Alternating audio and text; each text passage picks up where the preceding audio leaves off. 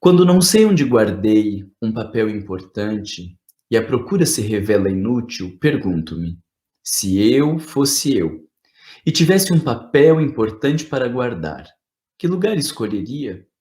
Às vezes dá certo, mas muitas vezes fico tão pressionada pela frase "se eu fosse eu", que a procura do papel se torna secundária e começo a pensar, diria melhor, sentir. E não me sinto bem? Experimente. Se você fosse você, como seria e o que faria? Logo de início, se sente um constrangimento. A mentira em que nos acomodamos acabou de ser levemente locomovida do lugar onde se acomodara. No entanto, já li biografias de pessoas que de repente passavam a ser elas mesmas e mudavam inteiramente de vida. Acho que se eu fosse realmente eu, os amigos não me cumprimentariam na rua, até porque minha fisionomia teria mudado. Como? Não sei. Metade das coisas que eu faria se eu fosse eu, não posso contar. Acho, por exemplo, que por um certo motivo, eu terminaria presa na cadeia. E se eu fosse eu, daria tudo o que é meu e confiaria o futuro ao futuro. Se eu fosse eu, parece representar o nosso maior perigo de viver. Parece a entrada nova no desconhecido. No entanto, tenho a intuição de que, passadas as primeiras chamadas loucuras da festa que seria, teríamos enfim a experiência do mundo. Bem sei, experimentaríamos enfim, em pleno, a dor do mundo. E a nossa dor, aquela que aprendemos a não sentir. Mas também seríamos por vezes tomados de um êxtase de alegria pura e legítima que mal posso adivinhar. Não, acho que já estou de algum modo adivinhando, porque me senti sorrindo e também senti uma espécie de pudor que se tem diante de tudo o que é grande demais. Quando Clarice Lispector intitula o texto Se Eu Fosse Eu, nós já paramos aí para pensar na premissa de que no nosso dia a dia, nas nossas questões, nos nossos desafios, nós não somos nós mesmos. Isso quer dizer que nós somos alguma outra coisa, diferente de nós mesmos. Isso nos faz pensar que talvez nós sejamos uma construção. Talvez nós sejamos algo que vem se formatando dentro de uma determinada cultura, dentro de um determinado contexto, de uma específica família, com um pai, com uma mãe, sem um pai, sem uma mãe, dentro de um momento social e histórico. Todos estes fatores, eles influenciam no nosso processo de desenvolvimento. Mas a lógica da psicologia profunda, ela pressupõe que esta formação, ela não é a nossa verdade. Ela não é a nossa realidade absoluta, mas é algo que nós constituímos para dar conta da vida. Então, a gente vai se obrigando a se organizar, vai se obrigando a se mostrar de determinado jeito, que não necessariamente condiz com quem nós somos. E aí surge a pergunta se eu fosse eu, no sentido de que muitas vezes nós não somos nós mesmos. Mas o mais interessante do texto que Clarice Lispector traz é essa ideia de que existe então um mundo inteiro de coisas aí dentro que trariam uma repercussão infinita. Olha o que ela diz, talvez as pessoas nem me reconheceriam, os meus amigos nem me reconheceriam, porque de alguma maneira a minha fisionomia teria mudado. Ela está falando de uma coisa profunda que são as nossas verdades. Mas é lindo o texto que ela traz, porque ao mesmo tempo fica implícito o constrangimento que se existe de cogitar que este Marlon que eu conheço, esse Marlon com o qual eu estou identificado, talvez não seja ou não é o Marlon verdadeiro. O que existe de verdade não necessariamente é algo pronto que está lá dentro. Quem tem por concepção as reencarnações passadas, nós vamos cogitar que o sujeito viveu muitas outras experiências e agora traz tendências que já são mais marcantes. E não temos uma teoria que dê conta de explicar essas diferenças do ser humano de modo que abranja todos os fenômenos que hoje a gente vive. Mas fato é que há diferenças, fato é que existem coisas muito marcantes.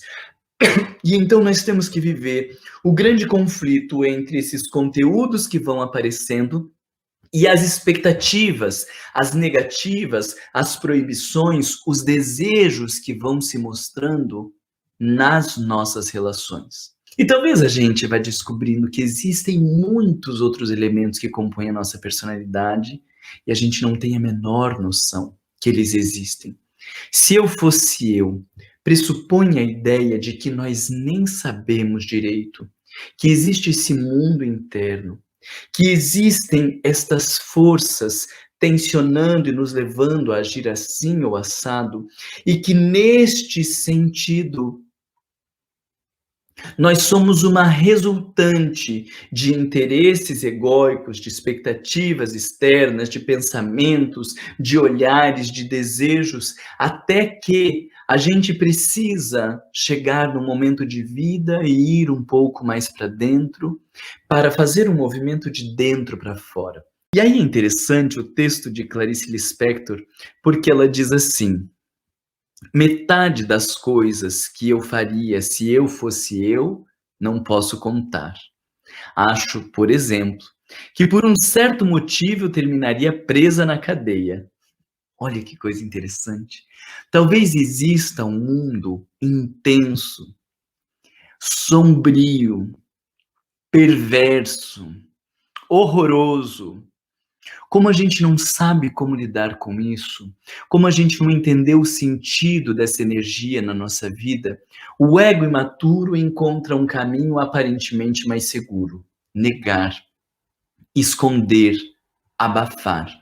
Nós temos verdades que são importantes de serem vividas, mas pelas nossas interpretações castradoras, pelo medo de não lidarmos com essa energia, pelas palavras de Clarice Lispector, diríamos pelo medo de sermos presos, pelo medo de não sermos reconhecidos, pelo medo de não sermos valorizados, aplaudidos ou supostamente termos um lugar no mundo, nós negamos quem nós somos, nós negamos as nossas verdades.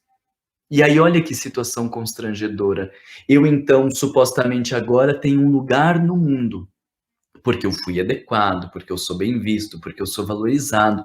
Eu tenho um lugar no mundo, mas eu não tenho mais um lugar dentro de mim mesmo. E aí, qualquer lugar que o mundo me ofereça, como eu não tenho esse lugar interno, nenhum lugar me fará bem, nenhum lugar ficará confortável. E o que a psicologia tem nos ensinado é que, se você tiver um lugar dentro de você, qualquer outro lugar poderá ser confortável. A gente faz uma leitura do Evangelho de Jesus por uma perspectiva psicológica e não pela leitura enviesada das religiões, e nós vamos encontrar ele falando o tempo inteiro de ir para dentro e dizendo: se você for para dentro e se você buscar o reino dos céus, se você convergir para as tuas verdades e para a tua realidade, tudo mais lhe será acrescentado. Não precisa se desgastar, porque a vida flui. Mas se você foca em atender às expectativas do mundo lá fora e não tiver o contato e a realização com o teu mundo interno, nada ficará bom. E aí quero voltar no texto de Clarice Lispector, quando ela diz: se eu fosse eu, parece representar o maior perigo de viver. Parece a entrada nova no desconhecido, porque dá medo. Nós estamos lidando com um mundo desconhecido. Olha que coisa linda! E passadas as chamadas loucuras da festa que seria, porque no início a gente vai entrar em contato com tudo isso que está dentro de nós, teríamos enfim a experiência do mundo e experimentaríamos em pleno a dor do mundo e a nossa dor que aprendemos a não sentir. Porque nestes mecanismos do para fora e do para fora, a gente se desconectou de dentro.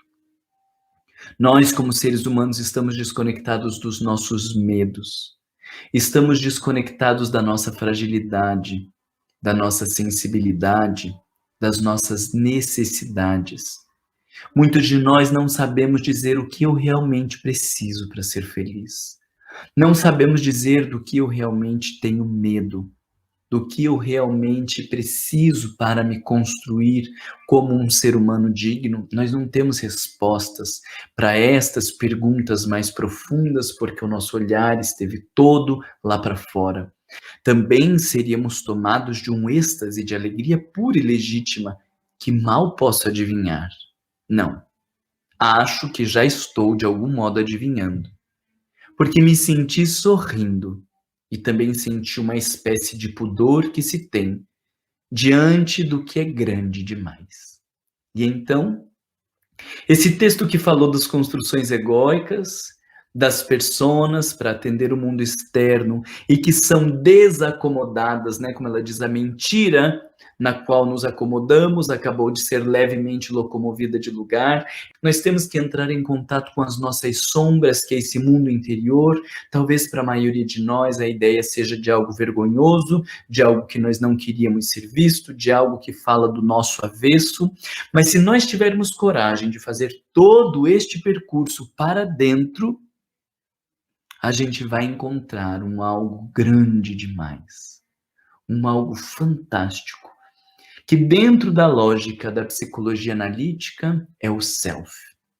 Se o ego, naquele exemplo que eu trouxe para vocês, é o centro da consciência, na comunicação entre o mundo interno e o mundo externo, o self é o centro da psique, o grande gerente e orientador do processo, que organiza a vida e que Carl Gustav Jung vai dizer: se existe Deus ou não existe, não precisamos discutir. Mas o que é inquestionável é que existe um representante de Deus na psique, e este representante nós damos o nome de self. Existe uma instituição organizadora, existe um grande gerente que faz com que as coisas caminhem, que produz os sonhos para que a gente tenha consciência, que produz os sintomas para que a gente se transforme, que faz o movimento nos conduzindo para a verdade.